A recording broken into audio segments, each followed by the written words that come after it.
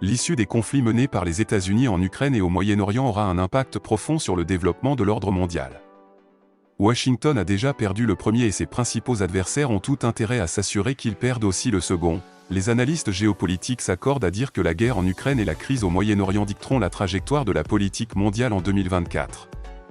Mais une thèse réductionniste apparaît parallèlement, qui considère le conflit israélo-palestinien sous l'angle étroit de ce qu'il implique pour la résilience de la guerre par procuration menée par les États-Unis en Ukraine, l'hypothèse étant que le centre de la politique mondiale se trouve en Eurasie. La réalité est plus complexe. Chacun de ces deux conflits a une raison d'être et une dynamique qui lui sont propres, tout en étant imbriqués les uns dans les autres. L'implication profonde de Washington dans la phase actuelle de la crise au Moyen-Orient peut se transformer en bourbier, car elle est également liée à la politique intérieure d'une manière qui n'a jamais été le cas pour la guerre en Ukraine. Mais l'issue de la guerre en Ukraine est déjà connue d'avance, et les États-Unis et leurs alliés ont compris que la Russie ne peut pas être vaincue militairement. La fin de la partie se résume à un accord pour mettre fin au conflit selon les conditions de la Russie.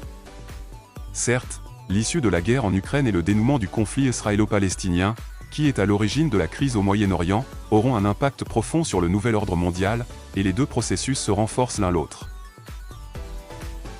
En l'espace de 48 heures environ, Poutine s'est entretenu avec ses collègues émiratis, saoudiens, iraniens et égyptiens qui sont officiellement entrés dans le giron des BRICS le 1er janvier.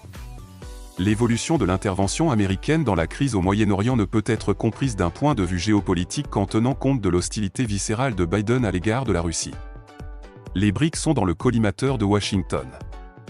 Les États-Unis comprennent parfaitement que la présence massive de pays arabes et du Moyen-Orient au sein des BRICS, 4 des 10 États membres, est au cœur du grand projet de Poutine visant à restructurer l'ordre mondial et à enterrer l'exceptionnalisme et l'hégémonie des États-Unis.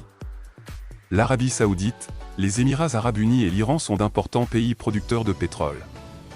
La Russie a été assez explicite sur le fait qu'au cours de sa présidence des BRICS en 2024, elle poussera à la création d'une monnaie pour défier le pétrodollar. Il ne fait aucun doute que la monnaie des BRICS sera au centre du sommet du groupement qui doit être accueilli par Poutine à Kazan, en Russie, en octobre, dans un discours spécial prononcé le 1er janvier, marquant le début de la présidence russe des BRICS. Poutine a fait part de son engagement à renforcer le rôle des BRICS dans le système monétaire international, en élargissant à la fois la coopération interbancaire et l'utilisation des monnaies nationales dans les échanges mutuels.